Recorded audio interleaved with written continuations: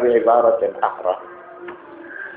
Jadi seorang muslim akan memberikan jawaban apa apabila orang Yahudi dan Nasrani mengatakan kepada muslim tersebut, kitabmu Al-Quran menceritakan bahwa Nabi Muhammad itu yang sebagai Nabi akhir zaman, penutup para Nabi dan Rasul, itu dijelaskan di dalam kitab Taurat dan Injil. Kata Al-Quran seperti itu.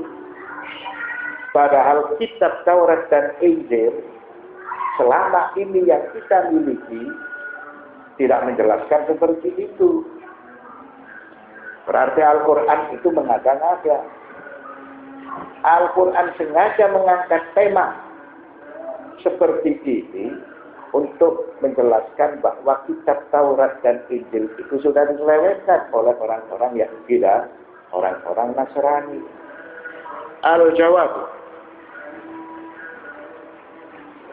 idza sa'ala hadha as-su'ala yahudiyyun aw nasraniyyun falil muslimi an yaqula lahu faqad ajaba an su'alika hadha ulama'ul yahud wan nasara anfusuhum. Apabila seorang Yahudi atau Nasrani bertanya seperti pertanyaan tersebut kepada seorang muslim, maka orang Yahudi sendiri telah memberikan keterangan atau telah memberikan jawaban. Begitu juga orang-orang Nasara. Mereka mengakui bahwa kitab Taurat yang asli, kitab Taurat yang pernah diturunkan oleh Allah kepada Musa, qad fukida. Kitab itu sudah lenyap. Kitab itu sudah hilang. Ini pengakuan dari orang-orang Yahudi dan pengakuan dari orang-orang Nasara. Wa ba'da sinina tiwal idda'a man idda'a bi annahu yahfazuha an dhahri qalbin. Setelah melewati beberapa tahun yang panjang lalu, ada seseorang yang mengaku bahwa dia ini telah menghafal Taurat secara lengkap. Wa kataba da'wahu hadhihi. Lalu pengakuan orang tersebut yang katanya menghafal Taurat secara lengkap itu ditulis. Jadi pengakuan dari orang itu ditulis. Tsumma qala la akuni Taurata Musa fakana. Lalu dia mengucapkan ini, jadikanlah sebagai kitab Taurat yang pernah diturunkan kepada Musa. Dan yakinlah bahwasanya ini sama dengan Taurat yang diturunkan oleh Allah kepada nabinya. Wa nafsu syai'i hadatha lil Injil al-'azim alladhi unzila ala Isa. Begitu juga perihal yang sama menimpa kepada Injil. Bahwa Injil yang asli, Injil yang diturunkan oleh Allah Subhanahu wa taala kepada Isa itu dinyatakan hilang. Wa min at-tariq anna Injil as-Sayyidil Masih qad awlada ba'da an fukida asharatul anajil hatta tajawaza adadu al-khamsin. Sesuatu yang menarik untuk diceritakan. Setelah puluhan tahun, Injil yang telah diturunkan oleh Allah Subhanahu wa taala kepada Isa itu hilang, lalu didapatkan Injil-Injil yang baru. Jadi Injil yang asli itu satu, telah hilang, memperoleh beberapa tahun lamanya, kemudian datang atau muncul Injil-Injil yang baru. Bahkan jumlahnya sampai 50 kitab Injil.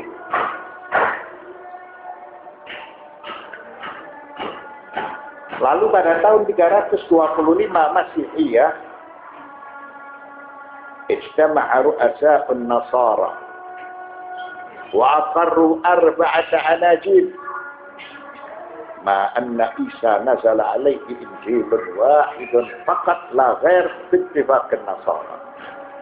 Lalu pada tahun 325 Masihiyah, pendeta-pendeta Nasrani berkumpul. Kemudian mereka membuat kesepakatan bahwa Injil itu hanya ada 4. Jadi perlu Anda perhatikan, Injil yang diturunkan oleh Allah kepada Isa, kata mereka hilang setelah beberapa tahun lamanya. Kemudian muncul Injil-Injil yang baru, yang jumlahnya itu puluhan, bahkan sampai jumlahnya itu ada 50 kitab Injil. Kemudian mereka mengadakan kesepakatan tahun 325 Masihiyah bahwa Injil yang diakui itu hanya ada 4. Ma'anna Isa nazala alaihi injilun wahidun faqat la ghaira bittifaqin Nasara. Padahal semua telah bersepakat bahwa Allah Subhanahu wa ta'ala menurunkan Injil kepada Isa. Injil itu hanya ada 1. Lalu mengapa mereka memiliki kesepakatan bahwa Injil itu ada 4? Padahal kenyataannya Injil yang diturunkan itu hanya 1 kepada Isa alaihissalam. Faman ladzi ja'ala al-wahid arba'atan. Lalu dengan alasan apa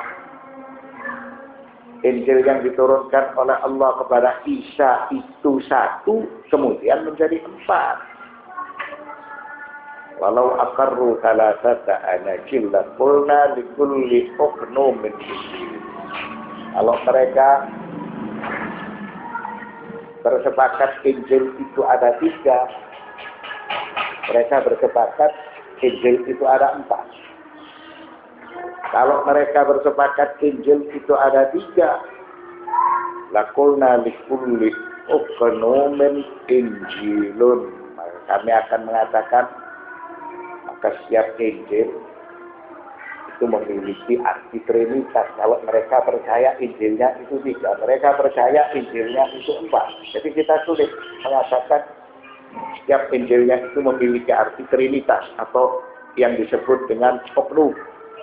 Wala syai'a ajallu ala anna hadhihi al-anajila min rijal al-kanisati la min al-masih annaha tahaddathat an sulbihi wa dafnihi wa khurujihi min al-qabri wa su'udihi ila as-sama'i wa ikhtitam hayatihi 'ala al-ard.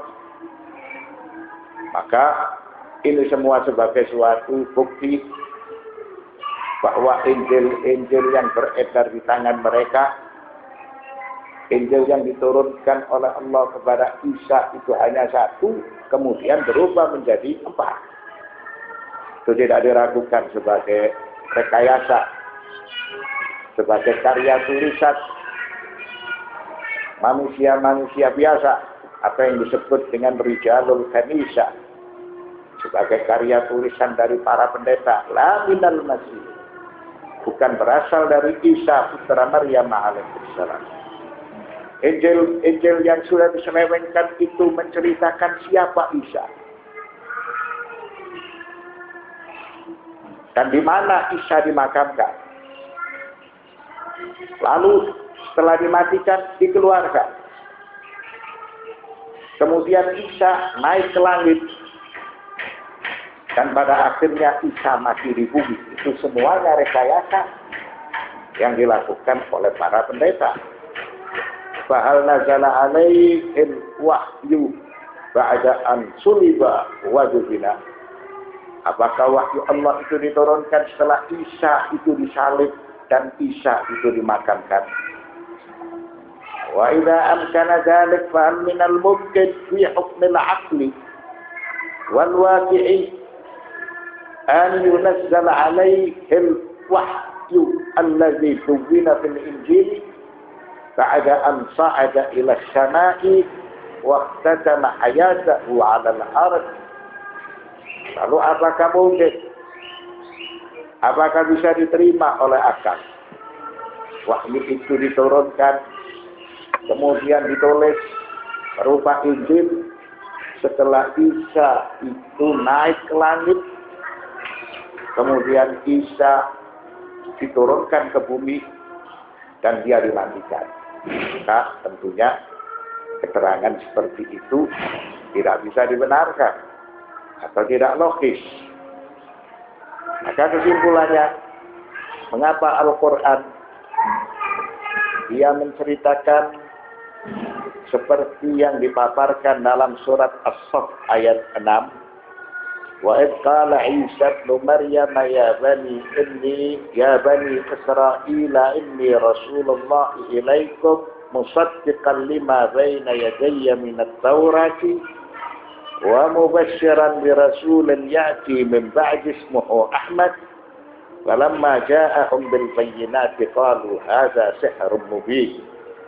Pernyataan dari ayat tersebut bahwa Nabiullah Muhammad sallallahu alaihi wasallam itu dijanjikan di dalam kitab mereka. Dan ingatlah ketika Isa putra Maryam berkata, wahai Bani Israel, sesungguhnya aku adalah utusan Allah kepadamu, membenarkan kitab yang turun sebelumku, yaitu Taurat, serta memberi kabar gembira dengan datangnya seorang Rasul yang akan datang sesudahku, namanya Ahmad. Maka tatkala Rasul itu datang kepada mereka dengan membawa bukti-bukti yang nyata, mereka berkata, ini adalah sihir yang nyata. Jadi Al-Quran sengaja mengangkat tema ini, bahwa Taurat yang asli itu menjanjikan atas kedatangan Nabi Muhammad sallallahu alaihi wasallam sebagai bukti bahwa Taurat sekarang ini sudah diselewengkan, karena Taurat dan Injil tidak lagi menceritakan atau menjelaskan atas kedatangan Nabi Muhammad sallallahu alaihi wasallam sebagai nabi yang diutus di akhir zaman. Begitu juga disebutkan dalam surat Al-A'raf ayat 157. Alladzina yattabi'una ar-rasula an-nabiyya al-ummiyya alladhi yajidunahu maktuban 'indahum fit-Taurat wal Injil. Yaitu orang-orang yang mengikuti Rasul, Nabi yang ummi, yang namanya mereka dapati tertulis di dalam Taurat dan Injil yang ada di sisi mereka. Al-Quran sekali lagi mengangkat tema ini untuk menjelaskan Taurat dan Injil yang beredar sekarang ini itu sudah diselewengkan, karena tidak menceritakan atau tidak menjelaskan bahwa nanti di akhir zaman ada nabi yang diutus bernama Muhammad sallallahu alaihi wasallam. Begitu juga ayat yang lain, Allah berfirman, alladzina atainahumul kitaba ya'rifunahu kama ya'rifuna abna'ahum wa inna fariqam minhum la yaktumuna al-haqqa wa hum ya'lamun.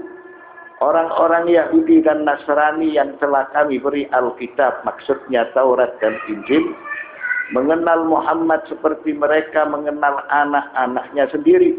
Maksudnya mengenal sifat-sifat Nabi Muhammad sallallahu alaihi wasallam, dan sesungguhnya sebagian di antara mereka menyembunyikan kebenaran padahal mereka mengetahui.